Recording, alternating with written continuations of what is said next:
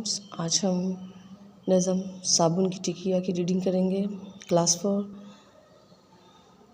साबुन की टिकिया, नन्ही सी बिटिया पानी में छप छप करती है गप छप।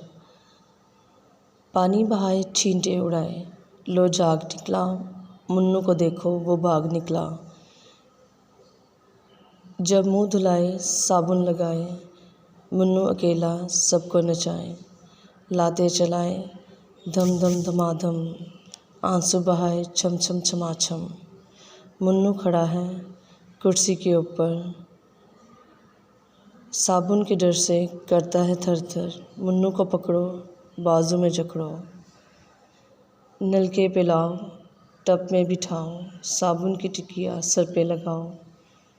जब झाग निकले पानी बहाओ, साबुन की टिकिया सर पर खड़ी है, मुन्नी सी बिटिया कितनी बड़ी है। फ्रेंड्स, आपने इसकी रीडिंग करके मुझे अभी सेंड करें। Thank you.